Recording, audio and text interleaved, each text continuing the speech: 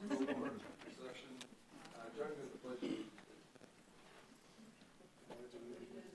flag of the United States of America and to the republic for which it stands, one nation, under God, indivisible, with liberty and justice for all. Thank you. Next item on the agenda is approval of the agenda. Is there any changes, Dr. Bitts? I see you got a couple. First, if we could do under the administrator's report, if we could renumber or re-letter and put letter A, I'd like to say correct, but Mary Stark, they were named the ESEA Senior School by DPI, so I'd like that to go first. Then also under the administrative report, this will last, under letter E, Marathon Partnership Agreement with Marathon Petroleum. And then finally, under new business, letter D, we have an open enrollment application seeking a deadline waiver. All right, any other changes? Could I get a motion to accept the agenda as changed? So moved. We have a motion, we have a second? Second. Any further discussion? Seeing none, please call roll. Haugen, Yes. Horn, Yes. Peters, Yes. Peel, Yes. Rector, Yes. Huvestal, Yes. Burris, Yes. Wolf. Yes. Next item is public communications. Is there anybody in the audience who would wish to address the board? Anybody wish to address the board? Seeing none, we'll move on to the administrator's report. Dr. Bitts, I'll let you get started. Yeah, I want to introduce Mary Stark. Right after we sent the agenda out, or posted the agenda on Wednesday, I got a call from DPI, and I was supposed to call Lori Nord back, and I said, "Oh no, what do we do now, or what happened now?" And I called her back, and she congratulated me, and she had already talked to Mr. Radke. But Mary Stark was one of 2 distinguished ESEA schools in the state. Just a really nice honor. I would compare her to Roosevelt being a blue ribbon school a couple of years ago. I asked Mr. Radke and told him to invite his team. So I would like to have him come up and visit with you about the award for a couple minutes. All right, congratulations, Mr. Radke. Please join us. Come up here. This is us. We don't bite. Come on, up here. Stand with me. Come.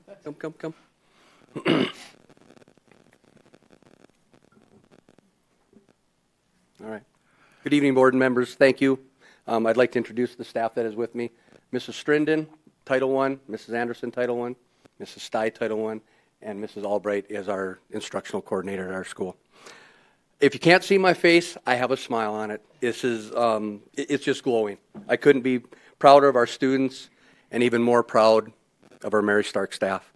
I've never had an opportunity to be part of such an exciting award. National Title I Distinguished School Award. We are being recognized for academic and growth for 2 years by at least 10% each year. There are many people who have played major roles. Please allow me to acknowledge a few of those. One of the key people who works behind the scenes, so all of this is a success, is our instructional coach, Mrs. Jennifer Albright. She makes herself accessible to all teachers at all times. She is part of our school meetings, PLCs, MTSS, specialty meetings, and leadership meetings. She helps organize data and diagrams for us, and she sets most of this up through Google Drive and her OneNote. Our school just simply would not be able to do things the way we do them without her. Another key component is our Title I staff. As we look through data, the decisions we have to make at times are hard. The 4 ladies in Title I are equally important as they navigate students who need extra help, and they absolutely do make that happen. Our ED, our LD, SLP, and EL teachers are continually collaborating with each other and with the classroom teachers. We have monthly meetings where they all get together at different times to discuss progress of students. Please don't forget our paras. They work side by side with the teachers every day. They always share information with teachers as to what their knowledge is about our students at Mary Stark. Our paras are also part of the PLC process, so they may give their input on how to best educate our students. And last but not least, our classroom teachers.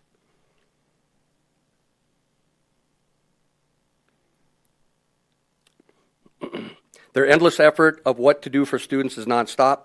Last year, we took on a huge task of breaking down state standards along with the scope as well as the sequence. We also looked to see if there were gaps and overlaps within the curriculum. And again, a continued effort to help students learn. As you can see, lots of work which we are proud of, and we will begin to continue this effort for years to come. Thank you for allowing me to brag a little bit about the staff at Mary Stark. I also want to share with you how we got here. I won't share all the information with you, but do want to address a few key areas that we have had success in. When I share this information with you, please keep in mind this award is based on growth and not proficiency. From the years of 21 to 22 to 22-23, our school math achievement went from 20 to 24% to 35 to 39%. And our participation for our tests have been consistently 98 to 100% for 3 consecutive years. Our NDSA 2-year growth percentages were as follows. We had 44% in 2021, followed by 48.5% in 2021-22, and then it grew to 64% in 22-23. The male population growth in our school went from 39.5% in 22 to 64% in 23. Our female population went from 52.5% in 22 to 65% in 23. There are many other subgroups that break down percentages, and I could stand up here for the next half hour to talk to you, but I won't. In closing, I would like to say, though some people may not think this is a big deal,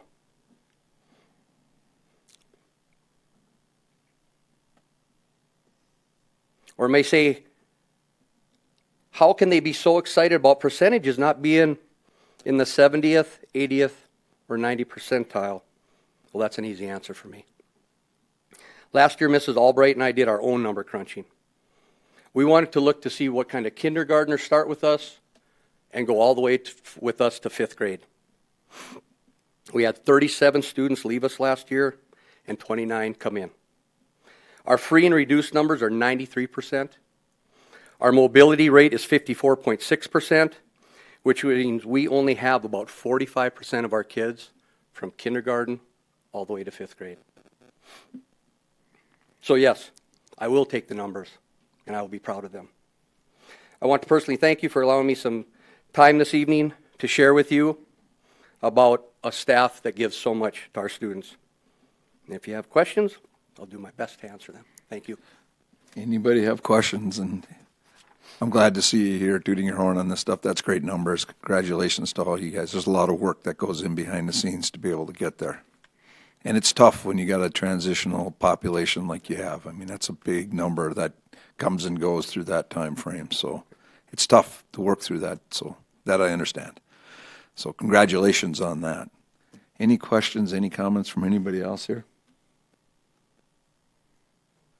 Just a comment, another comment. Just, Go ahead. We're just so grateful for the work that you do. Thank you. Thank you. Glad to see my alma mater. All right. Very good. You know, anything else? Just thank you guys very much for all the hard work you do down there, for all your staff. We know it's a team effort. It doesn't matter if it's the janitor, the cooks, everybody plays a role in that.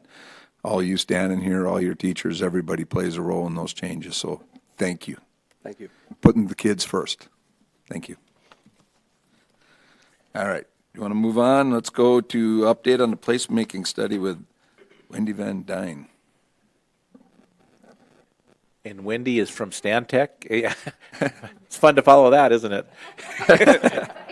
See if you can leave them feeling as good. I was going to say, I'm not even going to try. So. Well, thank you, Superintendent Bitts, and members of the school board. It's so nice to have a chance to visit with you all this evening and to share the results of our placemaking planning study that we have been working on for the past many months. I have to also give credit to our project partners at ICON. Lee Pierce is also joining me in the audience this evening. Together, they have been such a great support with our team to put together some concepts for how the current high school site might be redeveloped in the years to come. So I know that there is a presentation in your board packet this evening. I also brought got my own copy to follow along with here at the podium, and perhaps Dakota Media Access can pop it up. I don't know if they've got it available, but I will promise you I will not spend the entire 45 minutes that I gave to the City Commission to you all this evening. I know that it is a holiday week and there are a lot of activities going on, so I want to make sure that we use our time wisely together. But just a moment while I pause to figure out logistics. Oh, can I? You don't have it on the computer, okay. On the board packet, okay. Okay, perfect. And anyone tuning in online can go to our website and access And it find the and packet. follow along. Perfect. Okay. Well, that sounds great. So just as we're following along, there are 3 points on the second page of the packet that I just wanted to hit on for purposes of our conversation this evening. I want to provide an overview of the project, what it was that we were aiming to achieve, and then I want to present the recommended design concepts that we landed on through this process. And then I round out the presentation by giving a high-level overview on some of the implementation considerations that you can think about in the coming years as the school site transitions to the new high school site and as the school district determines what happens with the current high school property. So on the next slide, you'll see a project overview slide. You can go ahead and flip it to the next page there. I just want to take a moment to thank our project partners who were involved in this study every step of the way.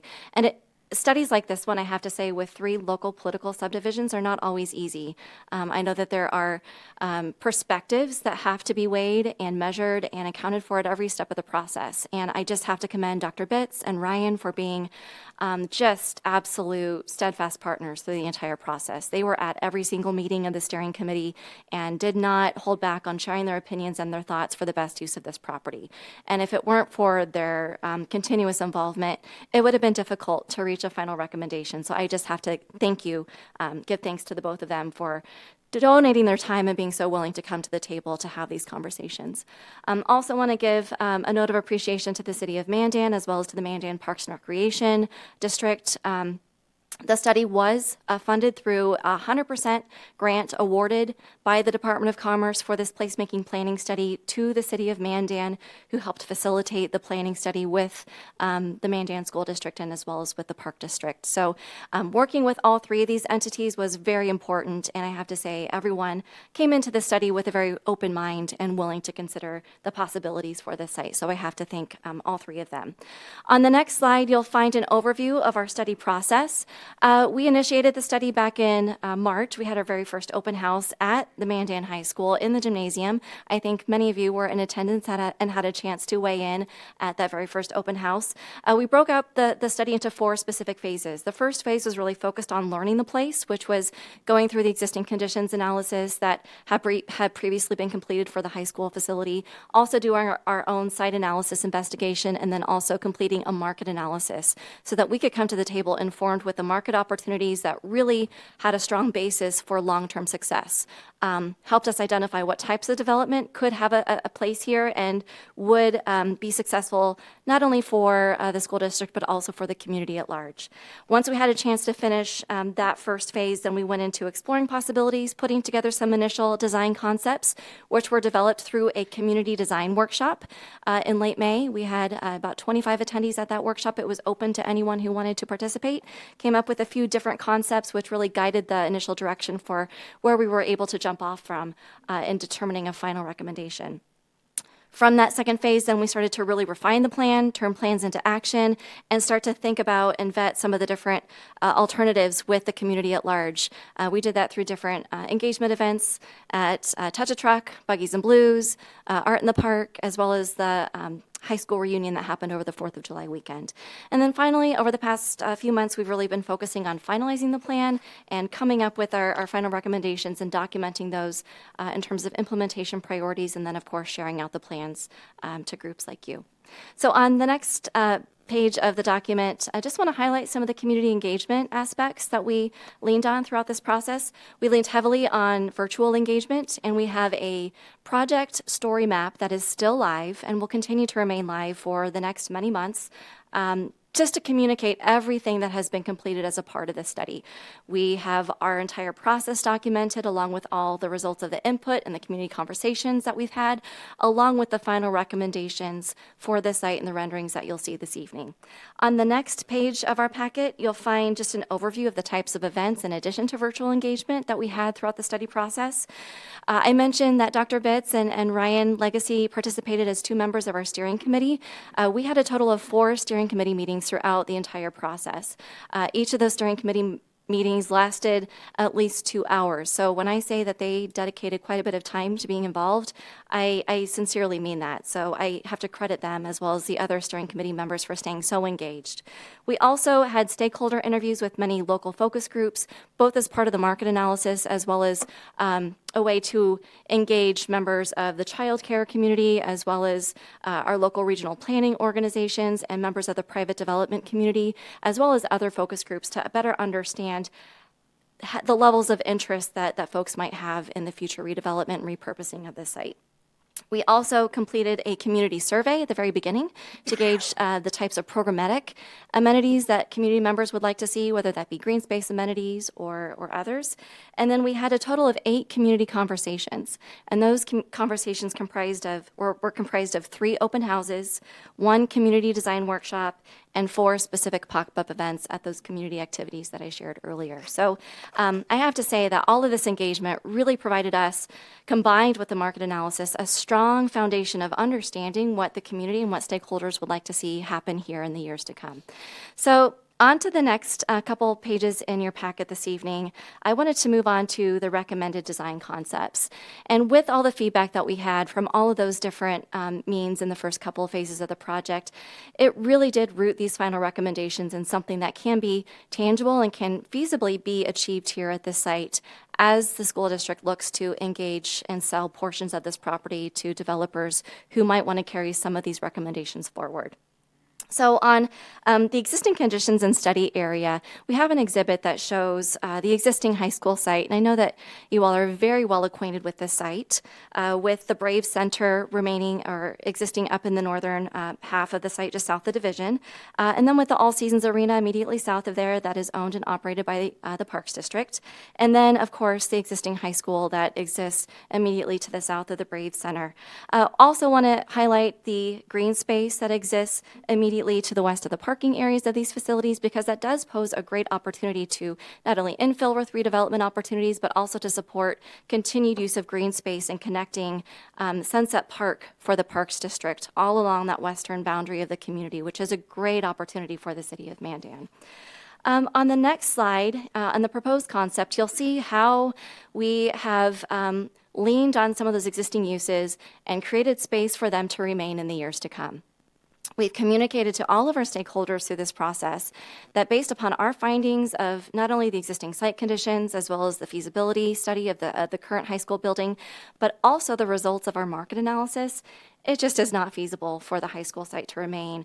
If we were even to keep portions of the high school site, it would make it far more difficult to repurpose the site for any developer. So our recommendation is that the high school be demolished in its entirety and that infill redevelopment be introduced in pockets of varying types around the All Seasons Arena and around the Brave Center.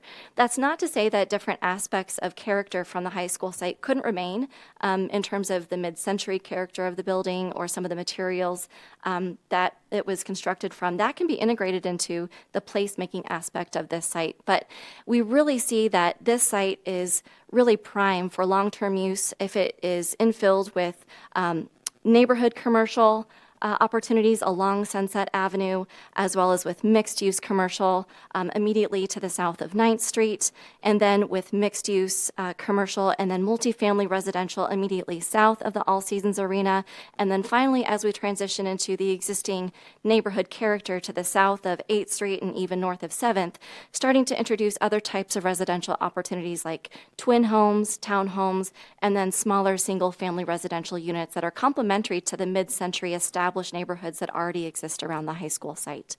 As we think about some of the areas immediately to the west, As I mentioned earlier, it's a great opportunity for the Mandan Parks District to think about different programmatic elements that can be introduced to that area. Again, maybe that's a warming hut with an ice skating rink. Maybe it's a community shelter. Maybe it's a sledding hill. But there are some really great opportunities, again, to activate that space and make sure that it's complementary to whatever redevelopment might happen on the high school site. And then finally, thinking about westward expansion, it was important to think about those arterials, whether it's the expansion of Division to the west, or 9th Street to the west, or even 8th Street to the west, as it provides that entrance into the site. We know that there's still a lot to be determined in terms of future development to the west into that coulee, but we did want to at least start to paint the picture for how that might happen if 9th Street were to be extended and single-family residential could be introduced in the years to come. So that's a high-level overview of our recommendations. Again, you'll see that all of this provides a little something for everyone, and I will say we had a lot of conversations with adjacent neighborhoods and property owners. They were very engaged in all of our different conversations, and all of them were very supportive of these final recommendations. You might also ask yourself, how is parking going to be addressed within this proposal? We know that parking is going to be tight, and so in order to accommodate all these different development types, it will be necessary for a developer or whomever takes ownership of the site to construct a parking facility, whether that be a parking ramp, of 2 to 3 stories, centrally located, of course, to make use of the grade and have access to all of those different types. But in terms of surface parking, we have maintained enough parking around the Brave Center as well as the All Seasons Arena to make sure that those uses can certainly be accommodated without having to have access to a parking facility. So those uses will remain as they are for the school district in the years to come. On the next slide, the perspective view looking northeast gives you a slightly different vantage point of how this might look if you were at bird's eye level looking towards the northeast. Again, it kind of gives you an idea of, you can see that multi-level parking structure centrally located, essentially where the high school is right now. But on the front side of that, you would have a mixed-use building that would front up next to Sunset Drive, so that really does provide the front door for this site. And then you can also start to see how the different types of housing start to get developed to the south of 8th Street between 8th and 7th. On the next slide, the perspective view looking northwest, you can start to see a different vantage point, and this is really where the placemaking aspect comes into play. So this would be looking at the corner of 8th and Sunset Drive, which would be presumed to be the main entrance into this site. It would be the primary welcoming area and could be a great location for a community gathering space comprised of things like a gathering area, some all seasons farmers markets, winter market spaces, gathering places like splash pads that could be developed by a private developer, incorporated for not only the residents of this area to use, but also for the community at large. On the next slide, you can see some of our inspiration for placemaking. And when we were having conversations with the community, we emphasized that a lot. And we heard a lot about the pride of this site. And we harkened back some of our placemaking inspiration, not only to the character of the original mid-century high school, but also to the character of the region with the coulee, and being that this site has one of the best views in town. So taking advantage of the sunset views, as well as taking cues from the topography of the area and accentuating some of those design elements that could be introduced into that community plaza space. On the next slide, you'll see what a rendering of that community plaza space might look like. And I also have to say there are boards up here in the chambers this evening as well, so you can take another look at those. But it was important to consider how this community gathering space could be used all year round. So we put together a couple different renderings that show what it would look like in the summertime, with folks using it for outdoor dining, outdoor gathering, for some of those different businesses, as well as for some of the multifamily units that would be available for residents in the area. And then the next slide, the winter view, shows how that could also be translated and used during the winter months. So it would have a lot of flexibility for all seasons of the year. Finally, wanted to highlight just a few different options for implementation. And the final two slides of in your board packet this evening highlight some different ways that we can think about, or that the board and the school district might think about, for how you could achieve some of these different implementation options. I think it was, implementation was one of those questions that was an underlying factor in all of our steering committee meetings, especially as we got towards the end of the planning study. And it was important for us to try and have as many honest conversations with the local political subdivisions as we could. But at the end of the day, I think the two most realistic options that we have been visiting with as a result of all of our presentations like these is that as the school district owns this property, there are essentially two different options to implement this. I will say, before I highlight these, this project has not only given the community a way of planning for the long-term vision of the site, but it has also sparked interest from private developers and those who might be interested in purchasing portions of the site from the school district. And from what I understand, some of those conversations, definitely there are folks who are interested in having those continue in the future. So this has been a great exercise to start to introduce this idea and start to paint the picture for what this can be. So in terms of implementation, the first option that is on the table, certainly once the new high school is finished, the school district could go ahead and parcel off the All Seasons Arena for the Mandan Parks District and parcel that off and go ahead and sell that portion that they use to the Parks District, and then parcel off the rest, demolish the high school, and you can use either the funds from the sale of the property or through grant funds that may be available to fund a portion of the demolition, demolish the high school, and then sell off the entire rest of the property to one developer who could go ahead and take these recommendations and move them forward. The second option is what we call slow bite-sized pieces, and that is where, similar to option A, you could parcel off, again, the All Seasons Arena. That portion would go to the Parks District, and then you could start to parcel off individual portions of the site and start to sell them to individual developers, maybe one who would want to do the residential portion first, or maybe another one who would want to take the higher density mixed-use portion. Maybe that would be parceled off and sold separately. So you would be selling off portions to multiple developers rather than just to one developer at large. I have to say, no one of these approaches are wholly endorsed. They come with their own pros and their own cons, but for the sake of planning, it's always beneficial to look at what options could be on the table so that everybody has an understanding of looking at this from different vantage points. So with that, I will go ahead and finish my presentation and stand for any questions you may have. All right, thank you. Any questions? Any questions, anybody? No, I just had a comment. Go ahead. Thanks, Wendy, for this. One of the things that I'm most excited about from a perspective of my day job, which is with AARP, is this idea of the way it is in mixed use. Like, that's such a healthy environment for a community, and to do that infill that way. And so I was a part of a lot of those, but I'm really excited that the city of Mandan and the people that contributed to this see that, because when you have that single family homes and the multi homes, and you have commercial in there so you can walk to get your coffee and you can walk to get your entertainment, it just is, it makes a huge difference in the health of a community, and I don't think that can be overstated. And so this is a really exciting opportunity for the city, and I'm really thrilled to see what the recommended designation is. It looks wonderful. Thank you for your work. Thank you. Anything else? Dr. Bitts, anything you want to add? Yeah, I will just say that I had a good conversation with City Administrator Neubauer and Mayor Helbling the end of last week. They were excited about the placemaking grant. We had a conversation that whatever we do, we need to work together. We own the property. It's our responsibility right now to demolish the school. Obviously, the city deals with the zoning for whatever goes in there. So we're going to work together as a team to accomplish this.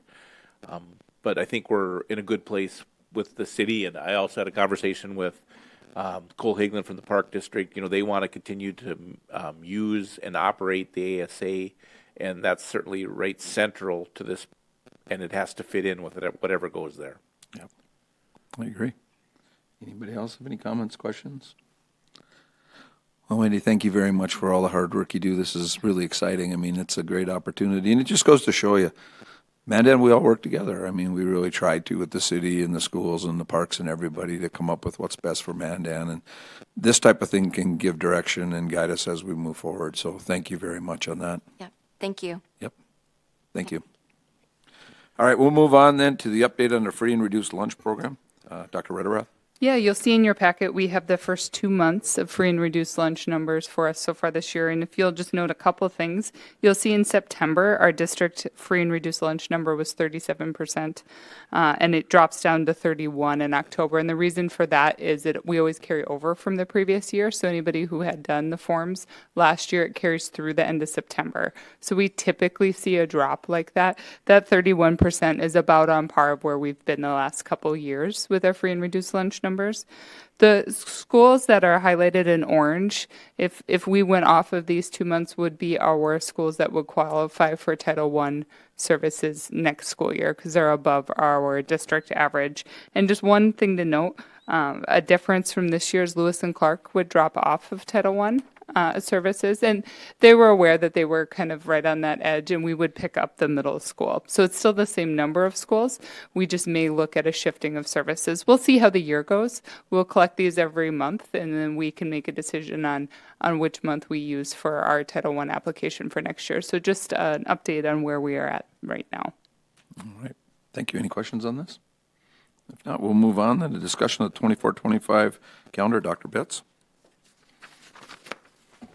Each year about this time, we put together a calendar, and I usually have meetings across the district and come up with 2 or 3 options, and then we let our parents and our staff vote on calendars.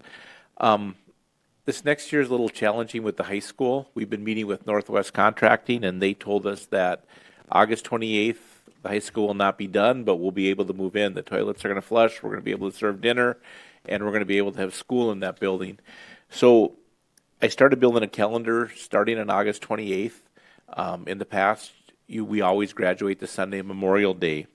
And when we do that and we try to schedule a break each month, I realized I can't make a calendar that works. It just doesn't work with those dates. We have 175 student contact days. We have 6 teacher professional work days, and we have 3 paid holidays that the state pays us for. We do have more school days than we need. I was able to put a calendar together with 174 student contact days, so 1 less student contact day. I did add a teacher work day or professional development day, and I was able to put a contract together. On this contract, September, the green are the teacher or the work days or professional development days. We would have 2 days, September 30th and January 20th, that would be district days. The rest would all be at the buildings. Some of these days could be asynchronous or before school and after school. We get the hours in, but like we may not come back on May 27th, the Tuesday after Memorial Day. That might be something that we have them do in Canvas, or we'll work something out that way. This is tight. When you look at it, we come back Thursday, the 2nd of, right after New Year's Day, January 2nd. We also don't take Easter Monday off. So it gets really tight if we want to do this schedule. I don't know how you want to proceed. I don't know that there's a lot of other options. If you say we're going to start school on August 28th and we're going to graduate the Sunday Memorial Day, there's not a whole lot of shifting that can happen.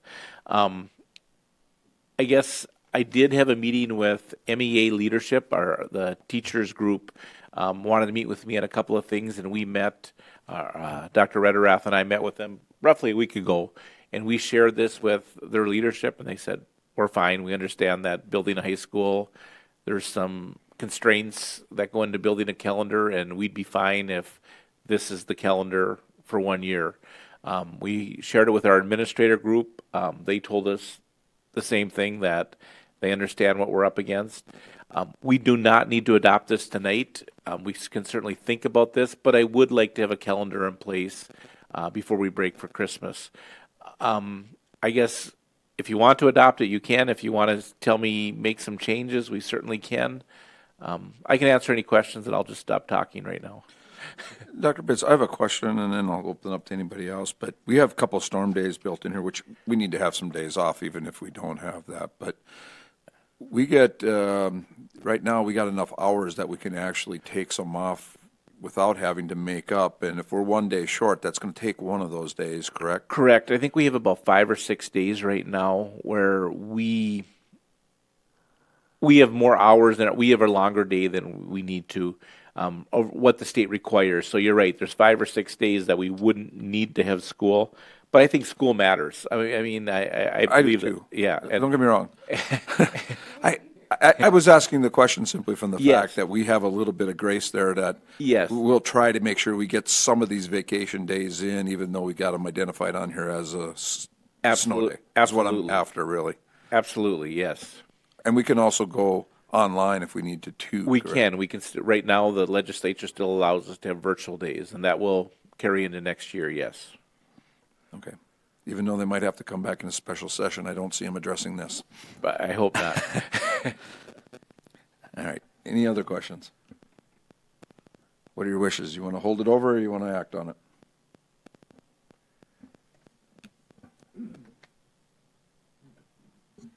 I have a question. Have we got input from teachers, from staff, from principals? What have we gotten from? I met with our administrative group, and I met with, was there about 5 teachers, I think, that we met with. It was their, I don't want to say, their leadership group, and when we explained it to them, they all said, I get it, you know.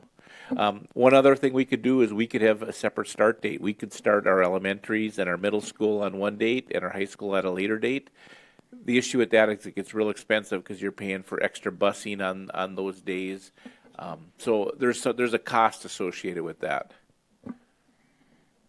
And then nobody knows where you're at either. Correct. It gets confusing, yes. It's confusing. Other thoughts, comments? You want to move on it or do you want to wait? Think about it.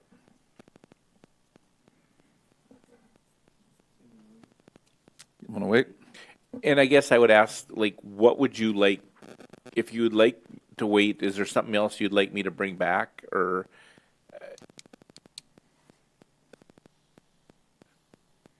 I'd like, regarding MEA, that was 5 teachers. I guess I'm curious to see if more teachers, what their input is. And then also, when do we, historically, or when do we usually approve the next year's schedule? It's usually November, December. Okay. Okay. All right. So we'll hold it over and put her on unfinished business for next calendar. Sure. All right. Then we'll move on then to item E was added on here, Marathon Partnership Agreement. Dr. Betts? Correct. And if you look at upcoming meetings, I have it listed there. On December 11th at 11 a.m., we are going to announce our partnership. We're going to send invitations out to community members, our legislators. Marathon, if you remember, is giving us $1.5 million in a partnership agreement with our CTE Center. We're going to have a celebration, or we're going to announce it, publicly announce it on December 11th at 11 a.m. I want to invite you. It's listed in your upcoming meetings, but I figured we shouldn't just list in the upcoming meetings. I should at least tell you what that is. That's going to be at the new high school site in one of those wings in one of the glass ends. So looking forward to that. It's going to be exciting. And hopefully it's not muddy. It won't be. Can I get that in writing? All right, any questions on that? You know, this is a big deal, and we got to thank Marathon for this. I mean, this is a big donation for us and allows us to do some things in the school. So Absolutely. Chris Statz has been awesome from out here at our local facility. He was a champion for us, and he really helped us get this done. And I want to thank Chris over and over and over again. He was great. Yep. All right. All right, we'll move on then to the consent agenda. Items on the consent agenda is review and consider approval of the previous board minutes from October 16th, 2023, previous board meeting from November 6th, 2023, the September 2023 bills, the October 2023 revenue, the October 2023 expenditures, accept the facility and finance minutes from November 6th, 2023, accept the policy and personnel minutes from October 23rd, 2023, and accept the student achievement minutes from November 13th of 2023. What's your recommendations? Make a motion to approve the consent agenda. All right, we have a motion. We have a second. I'll second that. We have a second. Please call roll. Burris, Yes. Haugen, Yes. Huvestal, Yes. Deal, Yes. Rector, Yes. Horn. Yes. Peters, Yes. Wolf. Yes, we have no unfinished business. We'll go to new business. First item on there is review and consider approval of a first reading of the following policies. We got about, looks like 6 of different policies. BDF, review of administrative rules. BDG, administration in the absence of policy. BE, school district records. BE-R, record request. BBC, board member orientation. BHA, conflicts of interest. I think we'll go through all them and take one motion on them unless there's a change, and if there is something, we'll just pull it out in regard to it. So we'll just go through that process. Dr. Ritterath, you want to start? Sure. The first one with BDF, we are not suggesting any changes or recommending any changes within this policy at this point in time. Okay.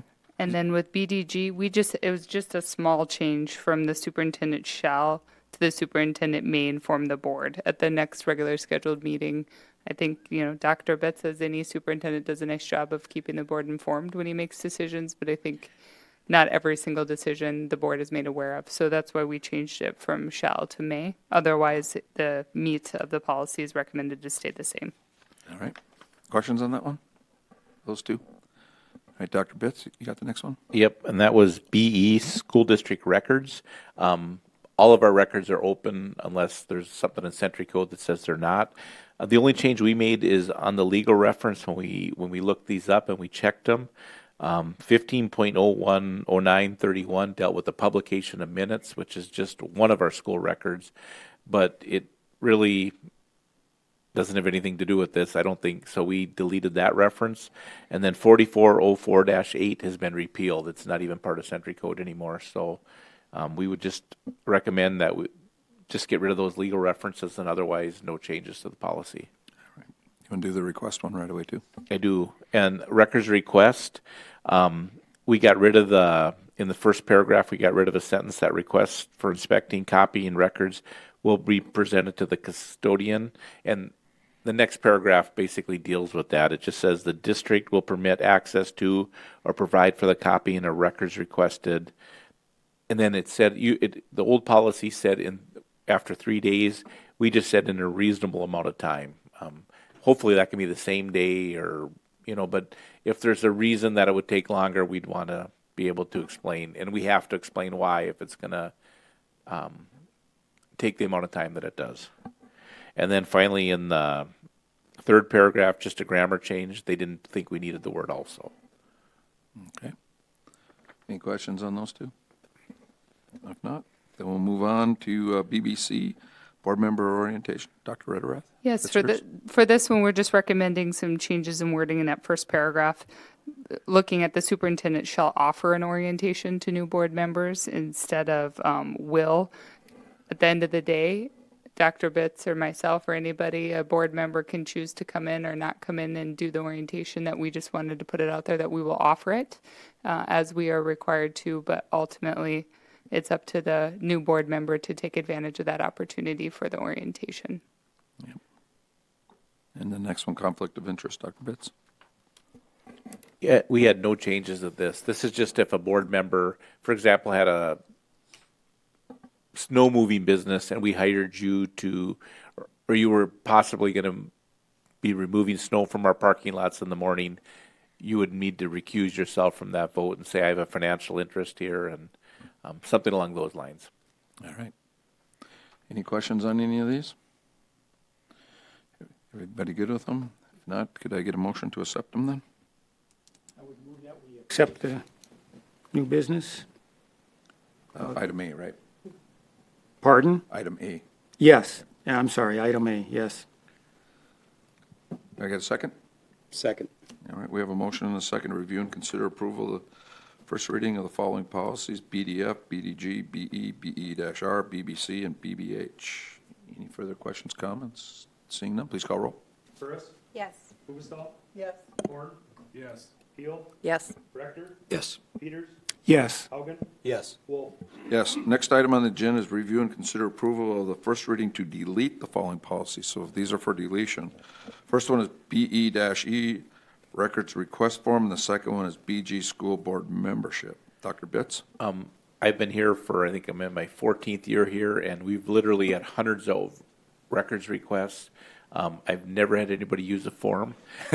This form actually asks for the person's name, their address, their phone number, their zip, all things we can't ask for. If we get a lot of email requests saying, please send me, and we do that. They're just things, you don't have to say who you are, you can request things, and if there's a cost, you have to pay for it, but other than that, I just don't think we need a form. Okay, makes sense. Dr. Rederath? Yes, the next one deals with school board memberships, and we're recommending deletion because it's word for word what's already in law that we need to do, so we didn't feel the need to have a policy on it. All right, so just deleting what's already in law. What are the wishes of the board on these two? I would move to accept the new business Part B. All right. Second. We have a second. Any discussion, comments, questions? Seeing none, please call roll. Burris, Yes. Haugen, Yes. Huvestal, Yes. Horn, Yes. Rector, Yes. Peters, Yes. Keel, Yes. Wolf. Yes. Next item on the agenda is review and consider approval of superintendent formative evaluation. You have it in here. We met with Dr. Bitts tonight and went over it here. I think everything is really good in relation to it. I had indicated to him here that, as I'm around the community, and Mr. Horn said the same thing, we hear we got one of the best superintendents in the state, so I happen to agree with that. So thank you for all the hard work you do over there, Dr. Bitts. Any other comments or questions in regard to his evaluation? If not, what are your wishes on his evaluation? I'll move to approve evaluation. All right, do we have a second? Second. We have a motion in about 5 seconds. Any further comments, questions?